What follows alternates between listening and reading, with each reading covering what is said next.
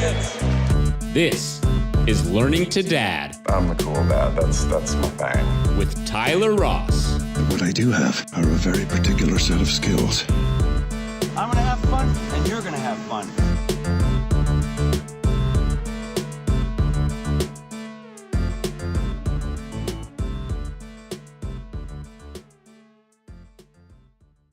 Hello, I'm Tyler Ross, and this is Learning to Dad. My guest today is Jim Scott. Jim worked for Major League Baseball Productions for over 2 decades as a producer, writer, editor, interviewer, and location director, and eventually sold commercials for MLB programming.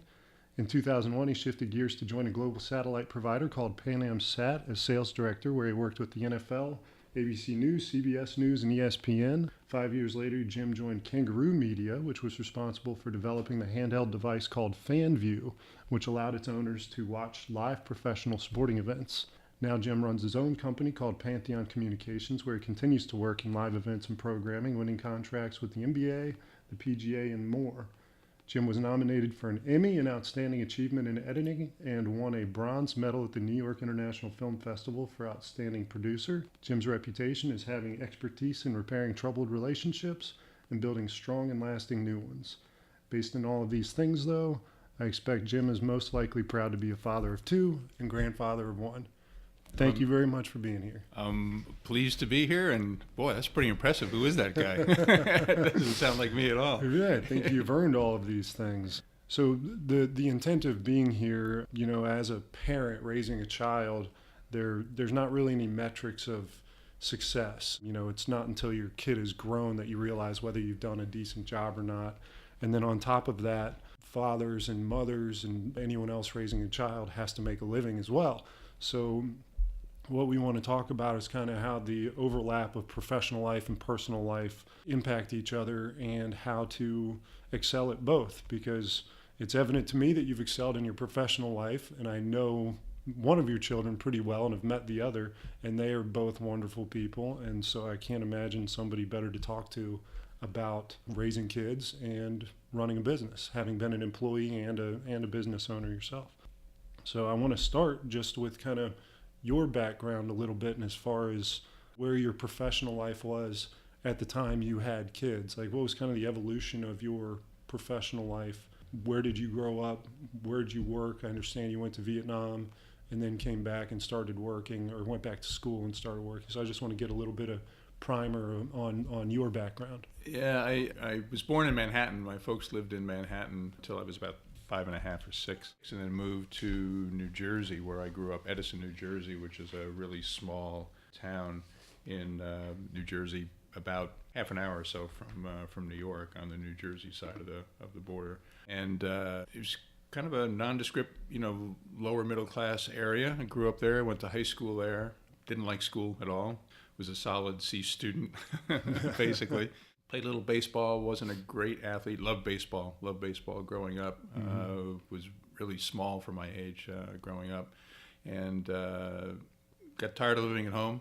Couldn't find a job where I could make enough money to have my own apartment, and decided end of 1970, I called in sick to work, and I went to the Air Force recruiter and talked to him and signed up, and that was my ticket out of the neighborhood, out of the house, into a life of my own.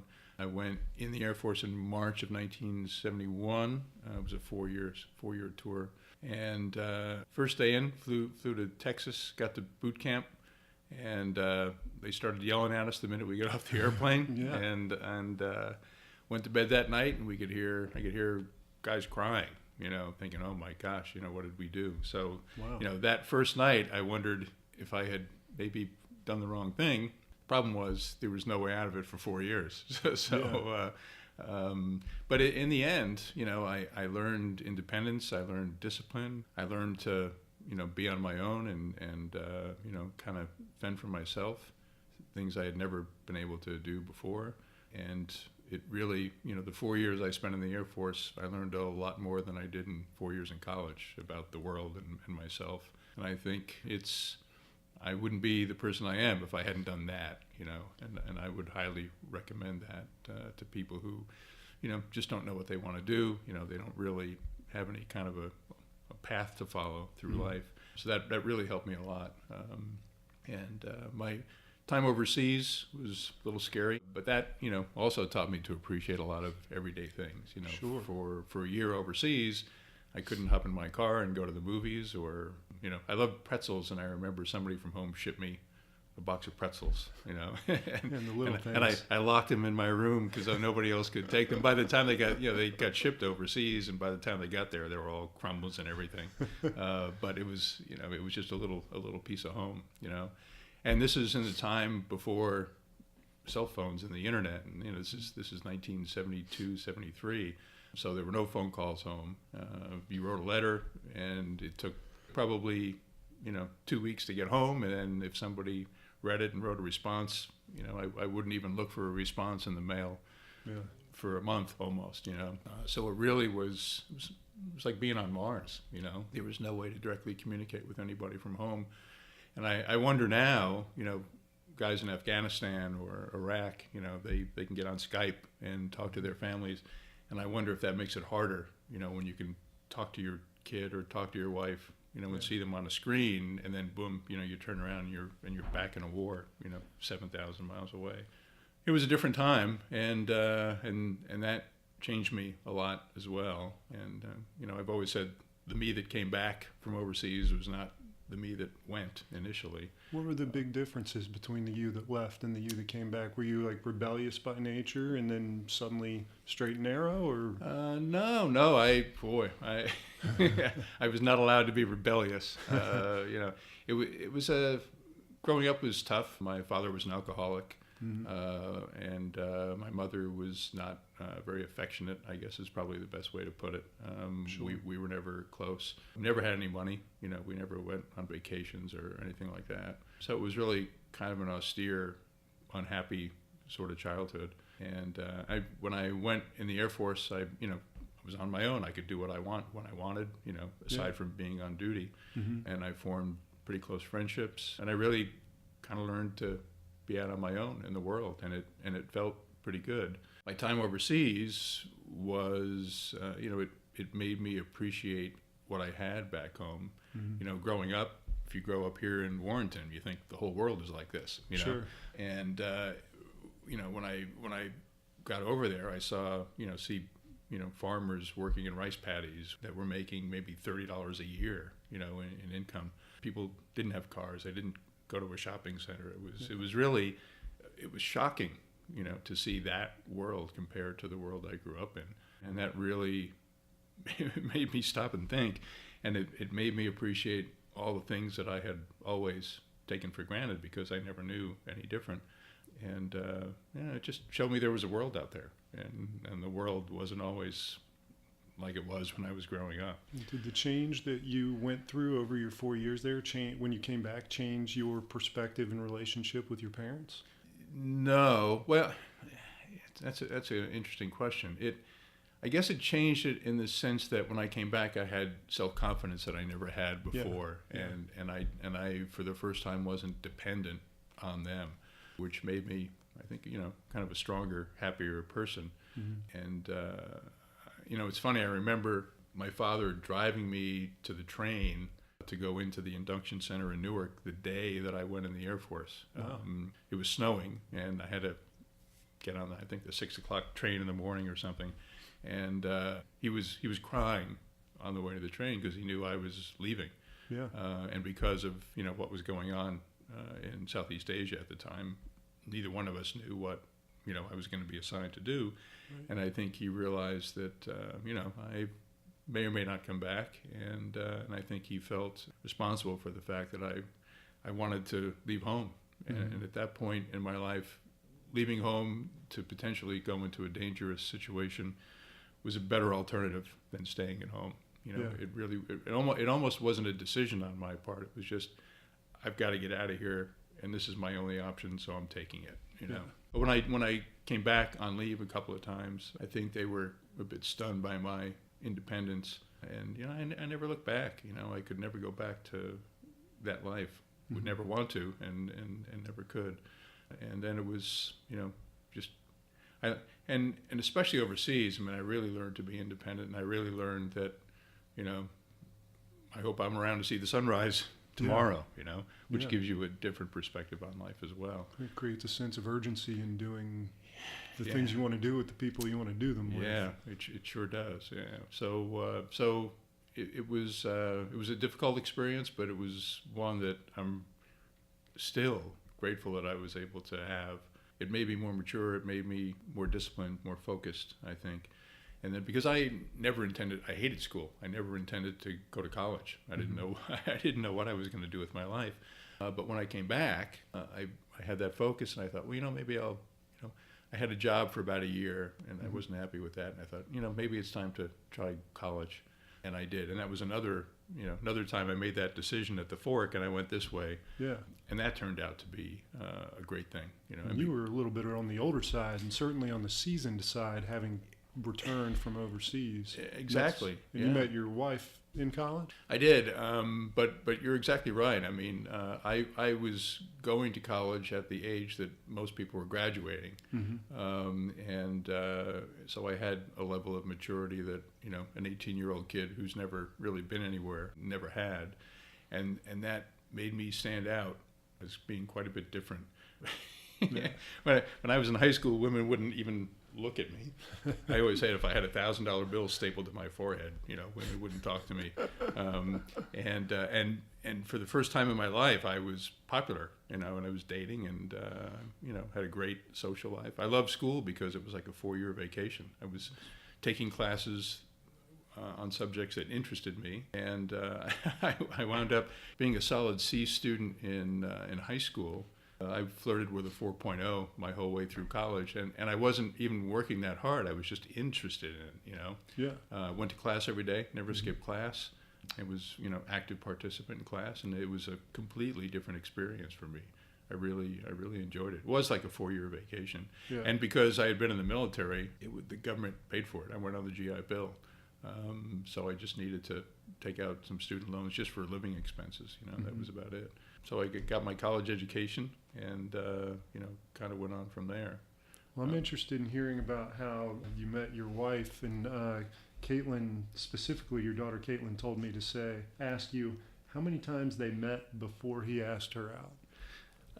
That's a very interesting story too. I went to school at the University of Bridgeport in Bridgeport, Connecticut, and I was in the library, on the ground floor of the library, studying for my last final exam before I graduated. It was December of 1980. I graduated in December rather than May or June because I did an internship in the sports department of the New Haven Register newspaper. I was a journalism major. Yeah. So I was, kind of, because of that internship, I was offset a semester.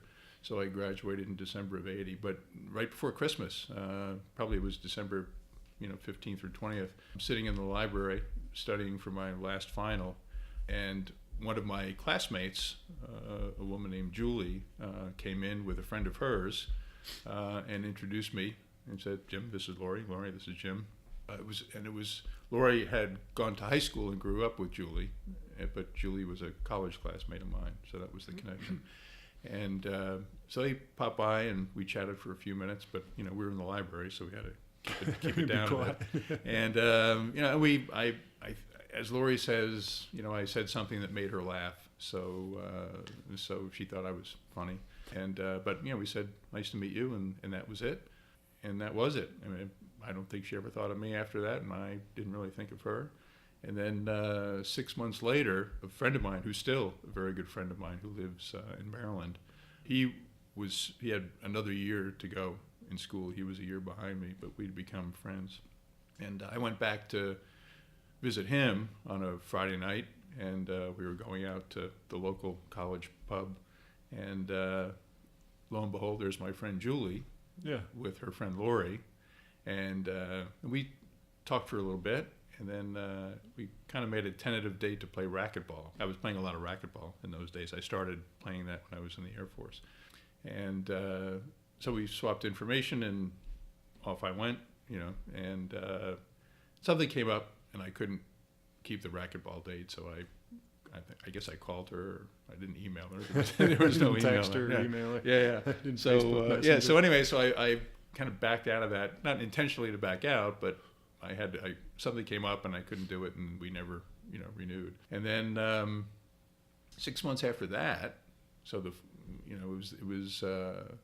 was about a week or two before Thanksgiving, so it was about 11 months after we had first met in the library. I went to visit my friend Phil again, and there was a mixer in the student center. It was a reggae mixer. Yeah. And so I went back, and so he and I went, and I saw some friends, and I was getting late. I had to work the next day in New York, so it was about 10 o'clock, and I said, I got to leave. I got to get back after work tomorrow. And as I was walking out, I ran into another friend of mine who was there with her boyfriend, and then we started talking. And so I was there like in 15 minutes more than I intended to be. Yeah. And as I walked out again, continued to walk out, there's my friend Julie and her friend Lori. And for the first time, I looked at her and I said, I have to take her out. Yeah. I have to go out, I want to take her out to dinner. Mm-hmm. And it was almost like I just noticed her for the first time. So we talked, and I said, look, I have to go. I have to work tomorrow. I'm here like an hour later than I intended to be. But I said, when are you going to be home again? She was going to school at UMass up in Amherst. Okay. I forgot to mention that. So I said, when will you be home again? And she said, well, I'll be home for Thanksgiving. So we made a date. I said, look, we'll go out the Saturday after Thanksgiving. I said, I'll come pick you up. We'll go into New York. And she said, okay. And then, so that was probably 2 weeks later. So the Saturday after Thanksgiving, I, dressed up, cleaned up, and I went to her, the house where she was, where, she lived with her parents up in Easton, Connecticut. And I was driving this Datsun B210, old car. I had no money. I was making about $13,000 a year, as a producer for Major League Baseball in New York. Yeah. And it was just the biggest, most beautiful house I had ever seen. The neighborhood was ridiculous.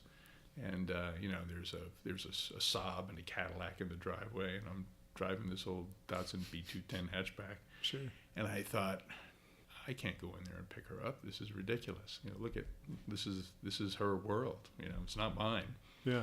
And I drove around the block 2 or 3 times, and finally I just said, screw it, I'm going in. And I pulled into the driveway and knocked on the front door, and her stepfather opened the door and put his big hand out and said, hi, I'm Bob, and yeah. I went in, and it was just the most beautiful house I had ever been in. Yeah. I picked her up, and we drove down to Stamford to get the train, and took the train into Manhattan, and we spent the day. We had a great time. We took her to the Guggenheim Museum, and she thought, well, you like sports. What do you know about museums? I said, well, I'm a little more well-rounded than that, And then we took the subway downtown and we watched the sunset from the top of the World Trade Center. Wow. And then took the subway back uptown and went to a restaurant that a friend of mine recommended. So it's very romantic. It's really nice, Mm-hmm. And so we went there for dinner, and then we went to the lobby of the Grand Hyatt next to Grand Central Station, which is where the train into town was. Yeah. And because I knew she was an interior design major, and they had just renovated the lobby. And so we went there for a drink, and then we just sat there and we were talking about stuff. Her father was an alcoholic, mine was an alcoholic. We had all this in common right away about not having the best childhood ever. And it's so funny because we said that if we ever got married and had kids, not necessarily to each other, but if we ever got married and had kids, that we would do the exact opposite of what our parents did. That would be our yardstick. Yeah.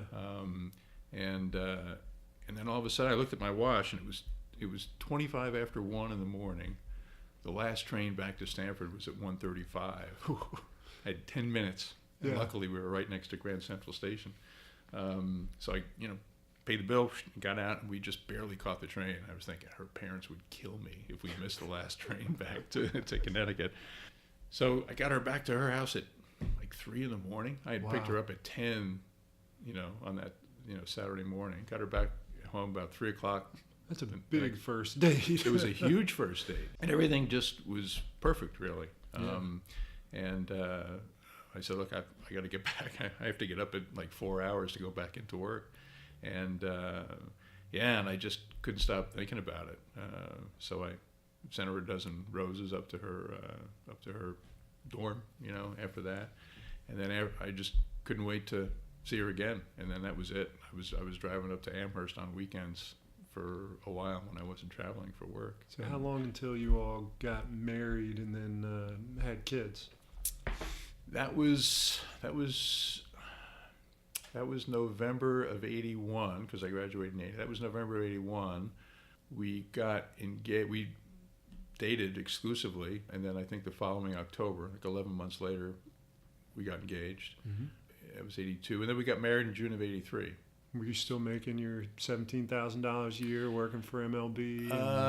By that point, grinding? Not much more, maybe 20, not much more. Oh, and which reminds me, after we had gotten engaged, I started thinking about that. And her parents, he owned a business. They had a condo up on a golf course in the Cape. Yeah. They had this beautiful house in Easton, Connecticut. They had a condo down at a golf course in Florida, outside Sarasota. And, they had money. Yeah. And I never expected to be able to, play in that world. Sure. And we went out to dinner, and I said, look, I have to say something. And I said, I don't want you to answer. I want you to think about this for like a week. Yeah. And then think about it. I said, if we get married, I have no idea how much money I'll ever make.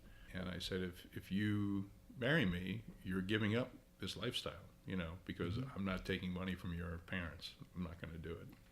And I said, you need to think about whether or not you're willing to do this and give all this up, at least for a while, maybe forever. And she said, well, I said, don't answer me. I said, just think about that. And I said, I said, I would rather have you tell me now, I guess I can't, and have it end this way than, 10 years from now, we're married with 2 or 3 kids, and you just say, I'm tired of living in this shithole, and, we never have money, we don't go anywhere, we don't do anything. I said, that's not going to happen. I said, I would rather, I will understand if you can't do it, but I said, I just think we need to think about this. And, end of the night, she said, I don't need to think about it. This is what I want to do. I love you, and I want to marry you. So we got married in June of '83, and within 2 years, her parents had lost everything. No kidding. Yeah. The economy went south. He owned an electrical supply company, lighting and stuff, and construction was down, so all of his commercial business was down. And Uncle Sam took 2 of their 3 houses. They just said, these are ours for back taxes, and he was putting expenses on credit cards to keep the business afloat, and they lost just about everything. Yeah. And like within 5 years, I was making more money than they were, which was, I never saw that coming, never. And then we got married in '83. Kate was born in March of '85, so 2 years after that, and Kate was about 6 months old. And Lori said, she hates going to daycare, and Lori was an interior designer, so she was working basically 6 days a week, including Saturdays, because she would have to, meet with clients on Saturday. That's when they were off. So we had 1 day a week off together. I was traveling, and if Kate got sick and couldn't go to school, Lori would say, well, I can't stay home with her. I have a meeting with a client. And I said, well, I'm going to Chicago tomorrow. I'm not even going to be here, because I was traveling about 1 week a month. Wow. Probably. Okay. Yeah. It was really difficult. And then Lori said, I want to take the summer off to spend with Kate. Do you think we can afford it? And I sat down and did all the math on what her gross salary was, and then minus taxes and minus daycare and minus dry cleaning and lunches and all that stuff. Yeah. And, as hard as she was working, after taxes and expenses, we had about $5,000 a year to do anything we wanted with. And I said, well, why are we going through this for $5,000 a year? So I said, take the summer off. And it was great. Kate loved being with Lori, and Lori loved being with Kate. She was an at-home mom. And then, kind of interestingly, a couple of our friends were in a situation where they were looking for somebody to provide daycare for their kids, because they had to go back to work because they needed benefits. Okay. And Lori said, well, I'll watch your baby, your son, your daughter, because they were friends of ours. Sure. And she said, pay me half the going rate. That's fine. I'm home anyway. Yeah. And she wound up watching kids of 2 or 3 of our friends. So then our kids had someone to play with, and she was making money. And she was making more money after taxes doing that than she was going out and working. Right. So we were actually better off financially, which was weird. And she did that until Brennan, who was born 4 years after Kate. She did that until Brennan went into first grade when he was in school all day. Yeah. And then she didn't know what she wanted to do. She loved kids, decided to try substitute teaching. She did that. And then 2 years into that, she got a full-time teaching job. So that's how she continues migrated to teach. into teaching. Yeah. So when you had Kate in 83. 85, I'm sorry, 85. 85. How did that impact your day-to-day professionally? Did you have to start changing the way you used your time, or did your job prevent you from having much flexibility to manage a new experience in life? Yeah, it was all on Lori, because she was a stay-at-home mom. Thankfully, we were able to make that work, and I was, still at the very early stages of climbing the ladder at baseball and still traveling a week a month. And in fact, logistically, we owned a condo up in Connecticut, and then part of the company at baseball branched off, and they started a new satellite highlight feed service, which was in New Jersey by the Meadowlands, and I couldn't do the commute every day. It was just too far. So for almost 2 years, I was living. I took a bedroom in an apartment with a friend of mine, and I was driving into New Jersey on Monday morning and driving back to Connecticut on Friday night. So for 2 years, no one saw me Monday through Friday. I wasn't even living in the house.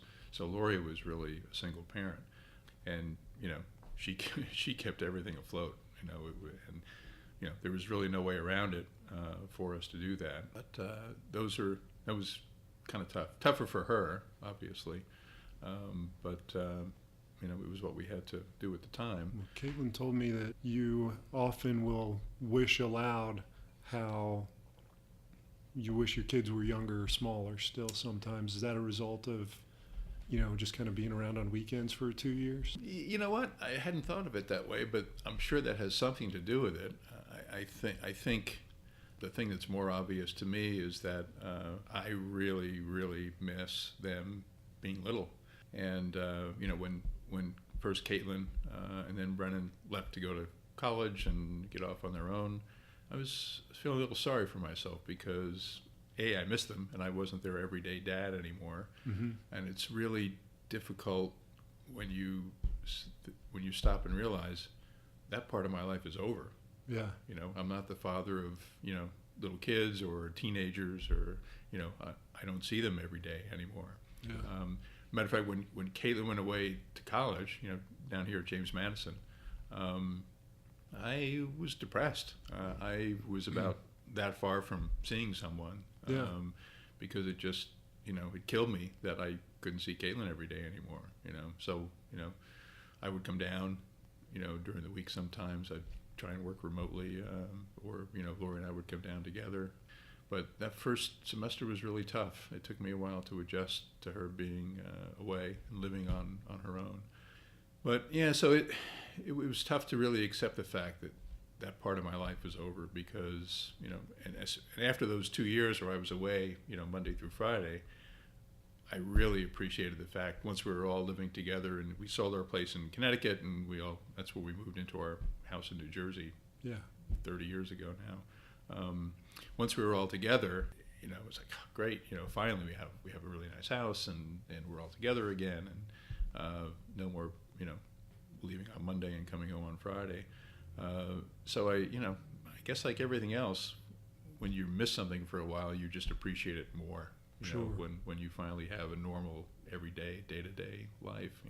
Day to day, I'm curious. We kind of jumped from them being born into leaving for college. I'd be interested to hear your take on what you said previously about growing up, talking with Lori, your wife, on your first date, saying if we have kids, you or anybody else, I'm going to do exactly the opposite of what my parents did. Yeah. Would you share something that maybe the experience you had and then the deliberate effort you made to 180 that experience for your kids, growing up? Yeah, I think that the thing that really kind of killed me growing up as a kid was that I was always meant to feel like I didn't have the right to have feelings or, to have my own opinion, or I was just kind of like pushed aside. Specific to your unit, or do you think that was a result of the generation of parents? I think it was a generational thing. I really do. My mother's father, my grandfather on my mother's side, was German, and they have, Germans, I think, tended to have kids are kids, and we should never hear them speak, and Right. and it was a difficult life for them. My father was an alcoholic, and they both worked. They didn't really have any money. They were living paycheck to paycheck, so it was it wasn't the house of fun, Yeah, sure. And having kids of our own, and the same for Lori. Her dad was an alcoholic, and they had problems. Her parents got divorced, and mine should have, but neither one could afford Sure. to live separately. Yeah. Her parents got divorced, and to see our kids and to hold them and to look at them and to just fall in love with them, and as they were growing up, instead of saying, no, you can't do that because I said so, which was the thing we always heard, we said, you can't do this. There was a reason for it. You can't do it because this or that. Whereas your was probably because I said so. Right. Oh yeah. And Lori too. Because I'm your mother or I'm your father and I said so. And no further explanation than that. And that was one of the things we said we were going to do differently. And we did. We had great relationships with our kids. Not to say that there weren't times where we had to be strict and they had to be upset for a couple of days. And I'm gonna quote your daughter as soon as I can find it.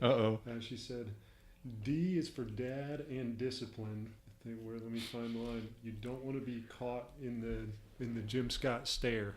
Yeah, actually, it's the stare was just this look, and if I raise the eyebrow, and they knew, all right, he's not messing around now. So did you ever have to back up that stare? I mean, part of an interesting experience for me as having kids, a 3-year-old and a 4-year-old, was like, how do I keep them in their lane when they're behaving in a way that's not constructive or is rude or whatever? Like, did you punish them as kids, or did you, how did you make them good kids? But the overarching thing was consistency. Yeah. I think we've all seen parents who say, well, don't do that or you're going to be in trouble, and then they do that and then nothing happens, and so they realize there are not going to be any repercussions for me drawing on the wall or whatever. Right. So when we set a limitation on whatever it was, the limitation was set. There was no getting around it. And if you did what we said you couldn't do, we did whatever we said the punishment was going to be. Yeah. And it was consistent throughout. And I learned, I think, from maybe my time in the military, that discipline has its rewards. And just my overall philosophy was, the world's not going to give you anything. You have to earn everything that you get and earn, and any reward you get. Yeah. And I wanted Kate and Brennan to understand that they had to be responsible for themselves, and nothing was going to be handed to them. They had to earn everything they were going to get. So that was my goal. As a parent, you want to teach your kids everything you can about how to navigate the world, the good times and the bad times, because there'll be a day when I'm not going to be here for them to say, hey, Dad, what should I do? And so, I really was focused on teaching them sort of an approach to life, so that when I'm, someday when I'm not around, they'll know what to do. They won't have to, come back and ask. Yeah. And, there were times where they got mad at me, and they wouldn't talk to me for a couple of days, and then, they would get over it. It worked. Lori once said to me, Caitlyn and Brennan, they never did drugs as far as I know, or, go out and get drunk and wreck cars or anything. And Lori said, well, they never did that stuff because, they were more afraid of you than they were of the police. And I said, I have a story. oh, yeah. And I said, well, you say that like it's a bad thing. Yeah. Caitlyn told me that she at one time was pulled over for going way over the speed limit. She was doing 90 on the New York State Thruway. That's a really good story. She was doing 90 on the New York State Thruway, going up to visit. She was in college, going up to visit her friend, and she got this ticket, and it was $150 for the speeding ticket or whatever. And I found out how fast she was going, and I said, and she was home from school, in Virginia for Christmas break. I said, give me the keys. You're not driving the rest of the time you're home. Yeah. The next time you drive the car will be when you're going back to school. And I said, if my insurance company raises my rates, you're paying me the difference. Yeah. And you're paying for the ticket. I said, that's without even discussion. And I said, the only, you can have the car if you, I think she was waitressing part-time or something. You can go to work and come back, but no driving the car to go visit friends, none of that. Yeah. And she said, well, that's not fair because, the police are punishing me with the ticket. And I said, Kate, do you know what would have happened to you if you had a blowout doing 90 on the thruway? I said, they'd be hosing you off the thruway. Yeah. There wouldn't be anything left of you. I said, you can't ever do anything like that again. And and she was all upset because she couldn't have the car on vacation. And I said, she goes, that's not fair. And she's crying. And I said, you want to be able to drive the car anytime you want? She said, yeah. I said, go upstairs, pack your bags, go back to Virginia, and you can drive the car. Well, what about Christmas? I said, yeah. You won't be here. You'll be in Virginia by yourself, but you'll be able to drive your car, anytime you want. Explanations. So I said, you make the call. It's your choice. You can do either one. But I said, you can't stay here for Christmas with us and have the car for recreational purposes. So Caitlyn has described you as, one, the best grandpa in the world, two, that you have tremendous respect for people, that you sacrifice yourself to give them a better childhood than you had, and that you have an incredibly deep love for your children. And when you have to have a conversation like that with your kid, like, you have to, I don't know if it's that love that's coming out that like makes you almost angry, but she's also described as being terrified of you. Well, so like, how do you balance those? Like, from where are you coming from when you're laying down the law like that? Yeah. Well, I think you lay down the law because you love your kids and you don't want them doing anything stupid, and you don't want them to learn a lesson the hard way. Yeah. You'd rather have them learn a lesson because you explain what the repercussions can be. But, as we all know, sometimes the lessons that you learn best are the ones that you learn the hard way. No question. Yeah. So, as a parent, I think any parent wants to avoid having their kids learn lessons the hard way whenever they can. And I wanted to scare her and get her upset because I was pretty sure that she was never going to be driving 90 on a highway again, So I really didn't see me as having any other option except to come down hard on something that, that's serious. When Kate was in grammar school, she got into a charter school, and we went to this charter school and sat with each of the teachers, and they were talking about the curriculum and everything. And we got into her math class, and the math teacher handed every couple 3x5 index card, and he said, my wife and I are having our first child, and we're a little nervous about it, and he said, but all of you have apparently done something right because your children are in this school. Yeah. And he said, I'd like you to just write your best advice for how to be a parent on this card. Yeah. I just wrote 3 words. I said, just love them. Yeah. It's I find a lot of punishments and lessons come from a place of power or a place of trying to establish dominance or a parental hierarchy. But when people ask me the same thing, like, just love them more. Yeah. If I mean, there's no rule book for it. I think that you can go back and look in the index and say, oh, what do you do when they write on the walls with crayons? Yeah. I think you love them, and everything is by instinct. Everything's kind of by the seat of your pants. Yeah, we're all experiments, aren't we? Nobody knows how to do it right. Yeah, there's no manual they hand you when you go out of the hospital after you've had especially your first child. But I think if you just love them, I think everything just comes naturally, and you just figure out how to do the right thing, and it is a mixture of discipline when it's required, because it is sometimes. Yeah.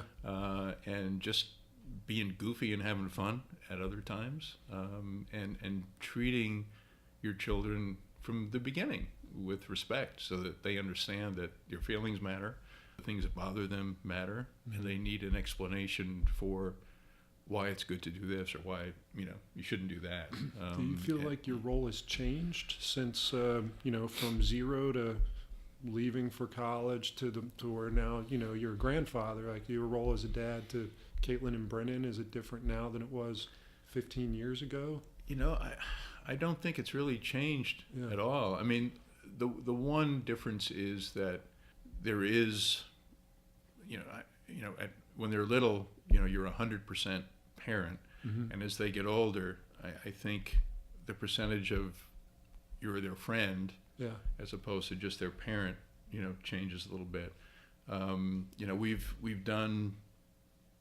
Well, it's funny because Kate was a swimmer in school and Brennan played hockey, and frequently, it was at the same time. So we got into this pattern where one of us would go to the swim meet and one of us would go to the hockey game, and we'd switch off. So there was a lot of, mother-son, father-son, mother-daughter, father-daughter, one-on-one stuff. Caitlyn mentions that as being like a highlight, and how important that was to her, that you got quality time with each individual kid and each individual parent. Yeah, because, whether you're a boy or girl, when you're doing something with your father separately or with your mother, you do different things, Yeah. And then, we had our times where it was the four of us together. So there were plenty of times where it was one of us with each of them. But as they got older, we would just do more, just friend stuff.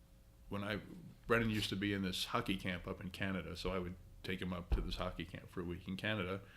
And that same week, Lori and Kate would fly down to Cancun and lay on the beach for a week together and just sit and read books and chat and and I've taken both kids separately to Europe for a week, where we just hang out and do whatever we want. And I took the first trip I did. Kate did a semester in Florence when she was a junior in college. Wow. And I had been traveling to Europe for work a lot.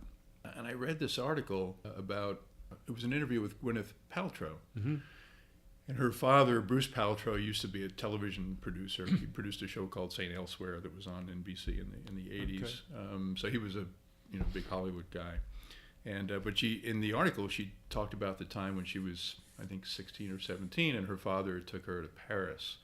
Because her father had passed away, and the interviewer asked her, what was her best memory of her time with her dad. And she said, my father took me to Paris when I was a teenager because he said that every woman should see Paris for the first time with the first man she ever loved. I gotta go book a trip with my daughter. Which I thought was just the greatest thing. So I said to Kate, you're not just gonna fly to Florence. I said, I'm taking you to Paris for a week. Wow. And then at the end of the week, you'll get your hop to Florence, and I'll fly back home. So we took off, went to Paris, and I said to her, look, when we land, I said, no naps, no sleeping, because it's the overnight flight. And I said, we're going to take a shower, change, and we're going to get out and just start, looking around. And so we did, and we're just walking around Paris, and her eyes, Yeah.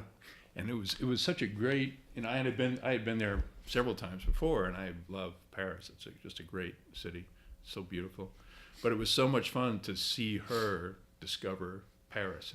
And as she was growing up, she and I would do these father-daughter dates. We'd go into New York and would go out, and she loved good food, you know. Yeah. And so we'd go to a restaurant, and you know, she was like 9, and she'd order the duck or salmon or something. And I always thought, you know, I can't wait until she's old enough so that when we go out to dinner, we can get a bottle of wine. Because at home, you know, when she was 15 or 16, she'd get to have some wine with dinner. Sure. And I just thought, I can't wait till we go out to dinner and I can get a bottle of wine.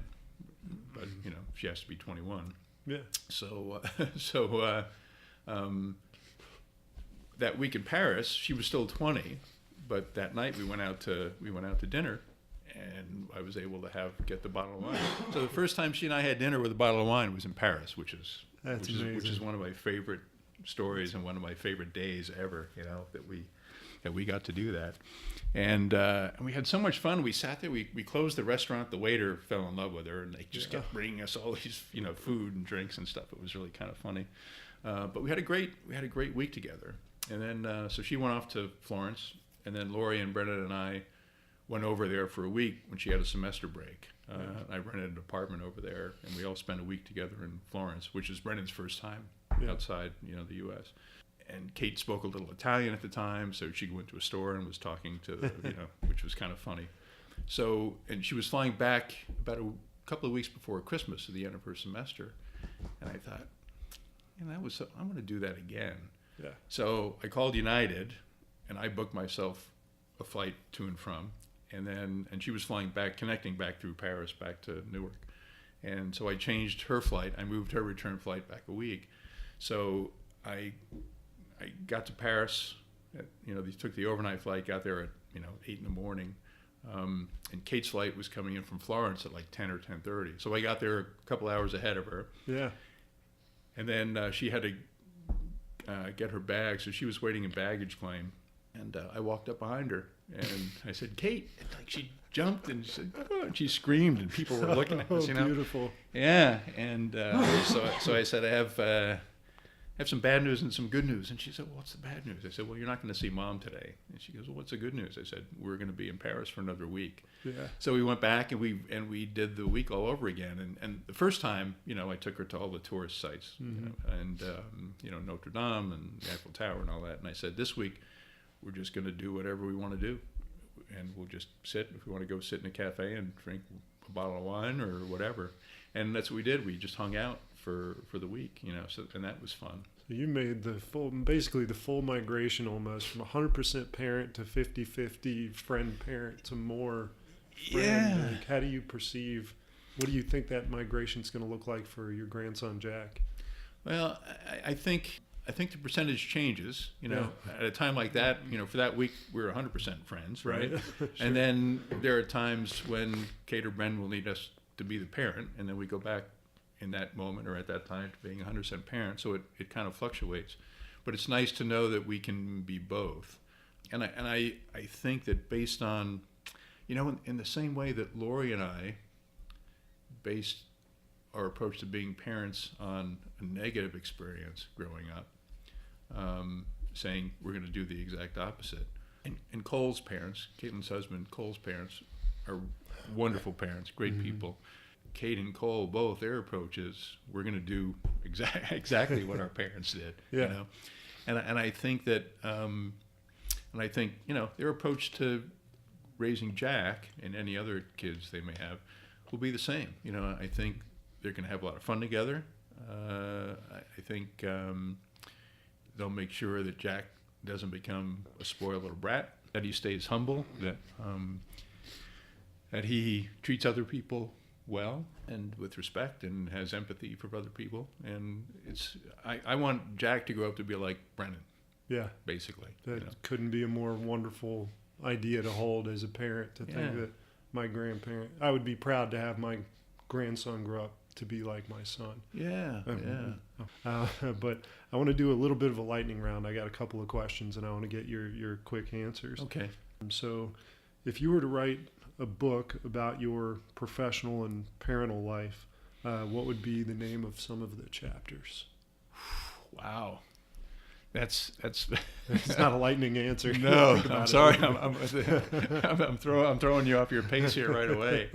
I start with the slow one. I think chapter 1. If I was writing a book about becoming a parent, chapter 1 would be those 3 words of advice I wrote on the index card. Just love them. Just love them. Yeah.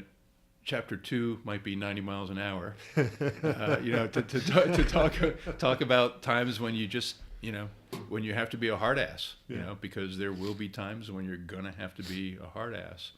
One of the chapters would probably be explain it, as opposed to the because I said so, kind of thing. Right. I think that's really critical.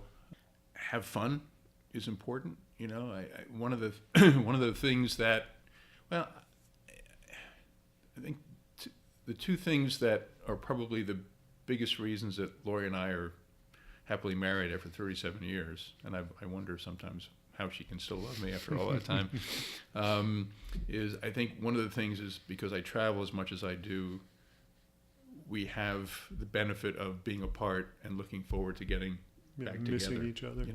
We don't see each other, 7 days a week every day. And I think things can get a little boring after a while that way. But we laugh about something every single day. Yeah. Not just a chuckle, I mean like a real laugh every day. Yeah. And one of the things that I'm grateful for and that I really love about Caitlyn and Brennan, they're both really funny. Yeah. And I don't know how people without a sense of humor can get through life, especially when things are not going so well. I think a sense of humor is critical, and I think the fact that Lori and I laugh about something together every day is really important. And I think that Kate and Bran would pass that on to their kids because a sense of humor is important. So one of the chapters, I guess, would be just laugh or laugh about it, or something like that. I think that's really very important. I don't know, what's that, about 4 or 5 chapters? Yeah, I maybe? think that's good. Okay. Yeah.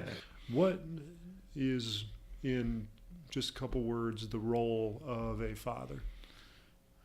Guidance, love, lessons, help.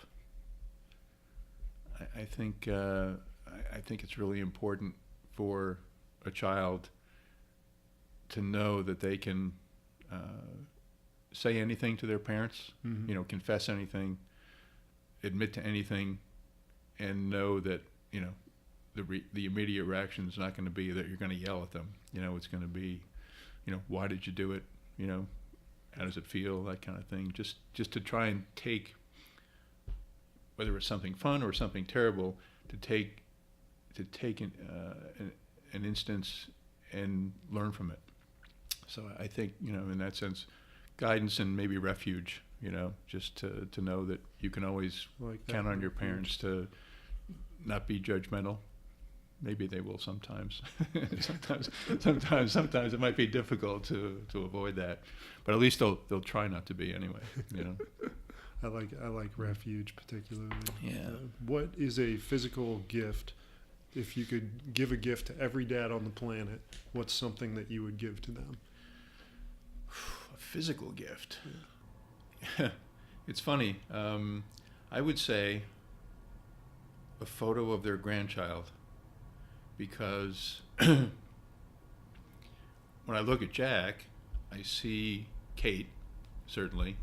I see in his personality, I see a little bit of his Uncle Brennan, and I think, through Jack, it's really a confirmation of having done a good job as a parent, because you pass that on. And I've always said that if I can only be good at one thing, it damn well better be being a father. Yeah. Because that's the one thing that if I'm good at it, it can have an effect on the lives of a generation that I'll never be around to see. Lori and I have passed on what we've passed on to Kate and Brennan. I can see Kate passing that on to Jack. Jack then can be the kind of parent, hopefully, that he learned to be from Cole and from Kate, and then he'll be that same parent to his kids, you know, and maybe pass that on. So I think that if I could give a parent a picture of their grandchild and to see how that grandchild turned out, because it meant, if it's good, you know, it means that they were a good parent, you know, to their children, and I think that's the best reward that you can have, you know, and you know, this morning I got to sit and read Jack a little bit, and he was surprised to see us there this morning, and he was very happy about that, and that's a great reward, you know, it really is. And I have two goals now. I want Jack to think I'm the coolest grandfather around, and the other one is that I want to live long enough to take him out for a pint. Yeah. I want to be able to do that. You know, I guess in the same way that I wanted to take Kate out to dinner and have a bottle of wine. I want to be around long enough to, you know, say, come on, Jack, let's go out for a beer. And really take him out for a pint. Yeah. And hopefully he'll learn something from me too. Yeah. Well, that's a great segue into another conversation, or into another question rather. So, for your kids, audio can be around forever, and just maybe they get an opportunity to listen to this. Yeah. So, if you want to take a minute to say something, what's something you might want to say to Caitlyn's great grandchildren, or Brennan's great grandchildren? I'd say that I'm really sorry I didn't get to meet you. I hope that you're happy, and I hope you're living a great life. Being the father of your great grandmother or grandfather was the best thing that ever happened to me. And I hope that because of what I and your great grandmother did to raise our kids, Caitlyn and Brennan, that the good part of that got passed all the way down to you, and that you're happy and living a good life. And if I'm 2% responsible for that, that's a pretty good thing. Yeah. I love it. So, what is a TV or movie dad that you like or relate to?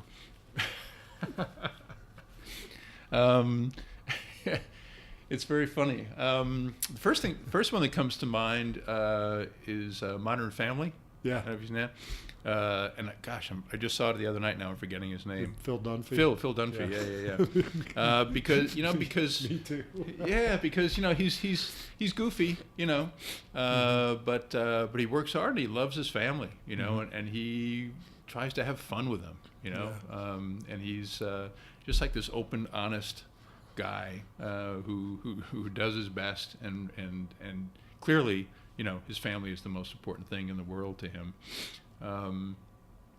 Yeah, I guess I'm sure there are others, but that's the first one that really comes to mind. Yeah. Phil Dunphy. I love that one. Yeah. So, what are 3 qualities that make up, or that a super dad would have? Somebody that's just an amazing dad. What's 3 qualities they would have? Let me backtrack and add one more to that answer about the father. Yes. You watch This Is Us? I've seen a couple episodes. My wife is a diehard. Yeah. Jack, any of the guys on that show who are parents. Yeah. It's a great show, Yeah. and those are the kind of guys that every dad should be like, I think. And I'm sorry, now your next question. Oh no, yeah. Maybe you can draw straight from that. But the qualities. What are 3 qualities that somebody needs in order to be a really great dad? A sense of self-awareness, I think, is pretty important, so that you can see your life and your children's life in its proper perspective, and that you understand what your responsibilities are and how you have to carry them out. As I said before, I think a sense of humor. I think, I want to say selfishness or selflessness, but and I've said this to people before. as a parent, you have to make sacrifices along the way. But if you asked me, what was one sacrifice that I had to make for my kids, I couldn't think of anything, because I've never done anything, whether it was something I was forced to do or had to give up or whatever. I've never had to do anything that I ever thought of as a sacrifice, or something that I had to give up. It's always been, I'm going to do that, So I think selflessness, because you always have to think of your kids first, because they're the world to you, and some people shouldn't be parents. Fortunately, some people know they shouldn't be parents and don't have kids, and I respect those people a lot for knowing that they probably shouldn't and acting on it. I feel really bad for people who really, really want to have kids, who would be great parents, who can't, when they go through, medical procedures to try and do it or adopt. And those people clearly are, selfless in their efforts to overcome, medical, physical hurdles to become parents. But being selfless is pretty key, I think. Okay, so what is, for somebody like me who's got a 3 and a 4-year-old, or somebody who's not had kids yet but about to have kids, what are some of the milestones in your kid's life that jump out at you as the ones that people should really be present in, that parents should really make the effort to be that self-aware during that experience? What are some of those milestones? Well, first I'll say that I'm a bit envious of you with the 3 and a 4-year-old, because you get to go through all those wonderful moments that Lori and I got to go through, and you still have that ahead of you. So I wouldn't mind being back in your shoes. It's just, there are some obvious things like, graduations and, playing sports and watching them play sports and encouraging them and celebrating when they do well, or, teach them a lesson from something, when they don't. That's one of the great things about sports, is that, it's sort of a, parallel to life, teamwork and working together to accomplish something, accomplish a goal, or shaking it off when you do the wrong thing, make a mistake and learn from it and move on. But I just think there's so many moments that just pop up out of nowhere when you can be there for them and you can have a laugh with them, share a moment, or use that moment as a teaching experience. And just some moments when it's fun, when they wake up and hop in bed with you on a Saturday morning and you can wrestle around and have some fun. I think there's no end to those kinds of moments when you can really just be together and laugh and, get a smooch. And, Jack now is at the stage where, Kate will say, "Give Grandpa a kiss," and he'll come over. And that, that just makes me feel so good, you know. When he was at our house a few weeks ago, I was sitting next to him while he was eating, and he grabbed my shirt and pulled me over and gave me a hug, So, so there are just so many moments, potentially every day, where you can just have a great moment with your son or daughter, and they can feel the warmth and they can feel how much you care, and they, because of that, I think when you try to teach them a lesson, I think all those moments that lead up to that, they pay attention and really think that, you're teaching them the right thing, and that they should listen to you, just because you're a rock for them from the beginning. So I don't know that I can identify any specific things other than, the obvious things, like, if you're graduating from school or winning a league championship, if they're playing baseball, or those things can just happen every day. Well, I've noticed it's difficult to be present in moments sometimes with a world full of distractions. I'm making a conscious decision now that if I'm playing with my phone and one of my kids comes into the room, I try to put it down, because I don't want to miss that moment if it happens, and I have to practice that. Did you have any awareness or mindfulness practices that help you be a more present parent or grandparent? Yeah, I think because I was away at least a week a month, and certainly in those 2 years where I was away the whole week, I think it kind of taught me to take advantage of those moments and to try not to be distracted. And there were times where I certainly failed, where I'd get upset about something about work, or I mean, that stuff happens. I was really always conscious of making sure I was there for certain big moments. Mm-hmm. 2 examples. I was the assistant coach on Brennan's soccer team when he was 5 or 6. Yeah. It was just swarm ball. Everybody was running around the ball. And I was out in Los Angeles for a couple of weeks for work on a shoot, and he had a soccer game on the Saturday that I was away, right in the middle of the trip, and I really was feeling bad about missing the soccer game, and I thought, I'm going to fly home because I'm off for the weekend. I worked on Friday. I'm working on Monday, and I thought, I want to fly home Friday night, go to the game, and then fly back out to Los Angeles on Sunday.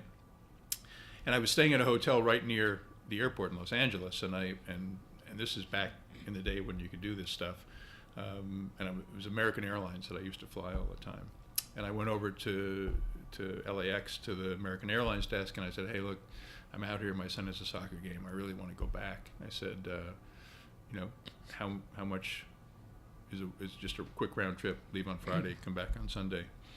And the woman at the counter is doing this, and she said, oh, it's it's like $1,200. I'm like, I can't afford that. Yeah.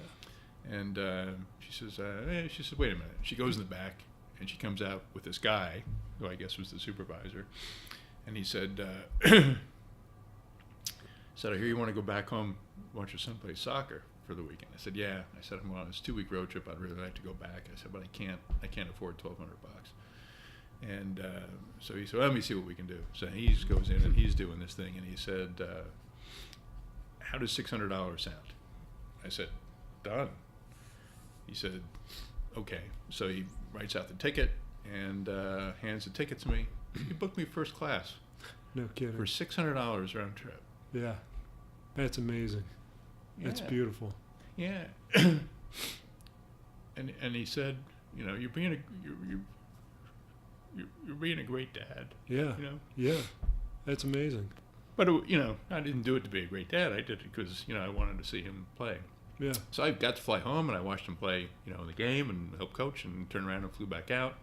And I said to him, is there somebody above you that I can write to thank you? He goes, oh, he says, no. He said, I might lose my job. I might lose my job over this. And with Kate, she was on the swim team in high school, and I think it was as a sophomore, and she had a swim meet, and if she came in, in the top 3 in one of the races, she would get her varsity letter. Yeah. And I worked in New York at the time on Park Avenue, and I had a dinner that night that I had to stay in New York for. And I was thinking about it, and I said, I really want to be there to see her, get her varsity letter. So I went to my boss. I said, I'll be at the dinner tonight, but I have to leave early because my daughter has a swim meet at 4:00. So I went back to New Jersey. Yeah. Was in the stands, and she saw me in the stands and was freaking out, and she came in second in this race, and she got her varsity letter. So I was there to see her do that. Yeah. And she came up and gave me a big hug and everything. And I got my car and drove back into New York and went to my dinner. But I was there for that. And I was always, I'm not a very smart guy, but I was always smart enough to know that those moments were not going to last forever. Yeah. And it was really important for me to be there for those moments. And I think I did it as much for myself as I did for them. To be honest, I can tell listening to you talk about it. Yeah. And I always was aware about that, and I always made sure that I didn't miss that kind of stuff, because it was as important to me as it was to them, I think. And I think it made an impact on them. You know, I've said to my friends that don't have kids, having kids is like buying a DeLorean time machine. It's just the second you have kids, you blink, suddenly 5 years has gone by. And to be present for those moments, like not just mentally present, but physically actually there and to go through that. Yeah. I'd like to think that I would do all of those things because I know how important it was to me when my dad did those things, and I know how much fulfillment it would bring me to watch that also. Yeah, and I think my recollection is that my father went to like one of my Little League baseball games, you know. Yeah. And you know, so my parents were there. It didn't bother me, I guess, because I was used to At the time, having them there. Yeah. But yeah, that was always important. And you know, and you talk about a time machine. You know, Lori and I have always said it'd be great to go back to when Caitlyn and Brennan were small enough that we could pick them up and you know, for a week, you know, just to have that again. And now having a grandson, having Jack, is kind of like that. Yeah. You know, because even though we're his grandparents, you know, kind of in a way you feel like almost like a parent again, you know. Absolutely. And we get to play with him and you know, and do fun stuff with him, and it is like we're getting our wish to have time go backward and to have that again. Yeah. And that just makes it more fun. Yeah. You know, that it's purely fun, you know. You know, we try to get down here once a month, you know, to see him. And after Lori retires from teaching in 4 years, we're moving down somewhere near here, so we'll be able to be around more often. But now that Brennan's in California, we'll be bi-coastal grandparents, you know, so we'll be doing a lot of back and forth. But it's really just so, on the one hand, it's very fulfilling to see your children have children and to love being parents the way, you know, you used to love being a parent when you were in that role. Yeah. It's a little sad to think that part of your life is over and now you're a grandparent. And I say to everyone who has kids, it's going to go faster than you can ever imagine. Yeah. And you know, right now they're 2 or 3 or 4, and you know, you're doing lots of stuff for them that they can't do for themselves. And before you know it, you'll be dropping them off at their dorm for their first day of college. Yeah. You know, and Kate, you know, the day she got married, you know, walking her down the aisle. Oh God, don't talk to me about it. Yeah, and you know, and it's funny because I still have the reminder in my calendar. Meet Kate at the barn at 5:30. No. You know, she had this outdoor wedding. It was a beautiful wedding. And I met her at 5:30 outside this barn on this property where the wedding was. And I was, you know, just standing there waiting for her, and I was just thinking, holy cow, you know, here's the moment that I've been thinking about since she was, you know, 1 probably, you know. Yeah. The proudest moment for a father, you know, well, if she marries somebody that you like. That's to me, that's the scariest thing about being a parent. You know, for 20 or 30, you know, years, you do everything you can to give them everything you can. And if they fall in love with somebody you don't like, you know, there's not a lot you can do about it. Yeah. Fortunately, that wasn't the case, you know, with Kate Cole. And you know, and then Kate walked up to me in her wedding dress, and I just said, "How did we get here?" Yeah. Really, I really thought, how did we get here? Holy cow! And it just went like that. You know, all those father-daughter days in New York, and you know, trips to Europe, and before she got pregnant with Jack, to her I said, you know, because I knew they were trying, and I said, you know what, we have one last chance to do a father-daughter trip. Yeah. And so I said, you know, I'll ask Cole for his permission. He's your husband, you know. I'm just your dad now. And I went from being, you know, number 1 on the medal podium to number 2, and now I'm number 3. Now Jack is number 1, and poor Cole is number 2, and I'm down to number 3. If she has another boy, I'm off the podium. Yeah. And he said, yeah, sure. So she and I went to London for a week together, and it was right before she got pregnant. But the most fun that I think we had that whole trip, that whole week. We were around the theater district in London, and it started raining, and we just popped into this little brasserie right near the theater district, and I got a bottle of wine and some bread and some olives and stuff, and we sat there and drank wine and just snacked on bread and olives for like about 4 hours, just talking about stuff, and I just thought, what a great thing, to be able to do with your, I guess at the time she was 30 or 31, with your adult daughter, and the fact that she would want to spend a week, together. Because she had said, when we went to Paris, she said, one of her friends said, "Oh, I wouldn't spend a week with my father. Are you kidding me?" And I feel really bad for dads whose daughters wouldn't dream of going away with them for a week to do anything, just to, or even a day, just to spend some time together and talk about whatever you wind up talking about, This is a question that you reminded me of that I just wrote down that interests me. I did not appreciate how much my parents loved me until I had kids. Yeah. Do you think Caitlyn has a different appreciation for her parents now that she's a parent? And do you think that a person can understand the depth of emotion with which you can love your child if they don't have a child? I'll answer that in two parts.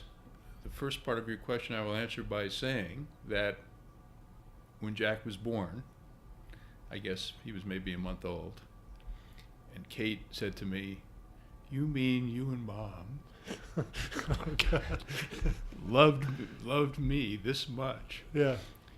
And I said, "Yeah, and we still do." Yeah. And it's so funny you asked that question, because I always knew, because that's how I felt. Mm-hmm. You don't really know what real, true, deep love is until you have a child. Yeah. It's unselfish. They're dependent on you from the moment they come into the world. They never know a world without you. Mm-hmm. And they go from being completely dependent upon you to being mad at you sometimes, all those things we talked about before. But it's the deepest kind of love there can be. It's not sexual or romantic or, fantasy. It really is true love. It's unconditional. And unconditional completely. And it was funny that Caitlyn, when she said, "Do you mean you and Mom loved me this much?" I'm like, yeah. And we still do, and we always will. And so, and it's so great to see her come to that realization. Yeah, it's amazing. And to see her, we get, thank God for technology now. You talk about, don't let your phone be a distraction. The good side of technology is we get to Skype a few times a week. Yeah. So we get to see him and interact with him, and he knows who we are when we come down.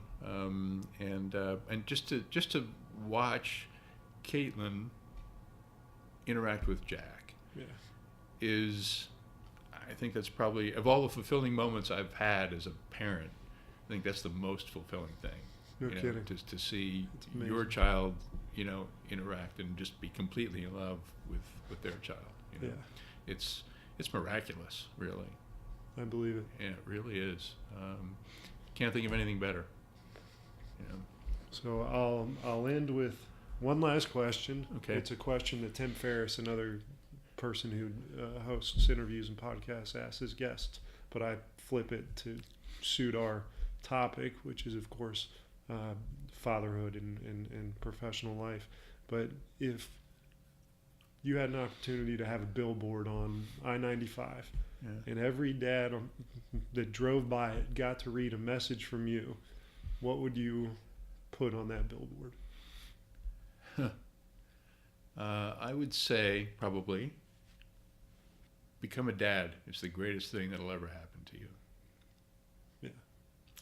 That's what it would say. I love it. Well, let's call that a wrap. Thank you. This Thank is great. you so much. Oh, thanks for having me. I really appreciate it. And thanks for taking Kate's tip on the tissues. Yeah, it's hard not to get emotional about some of those things. Thanks for this. And it actually made me think about a couple of things I hadn't thought of in a while. So thank you for that. No, I'm glad. It's been a lot of fun. I've learned so much that I've actually already been able to put into practice. And it's validating because it's hard for adult men to have a conversation about how they feel.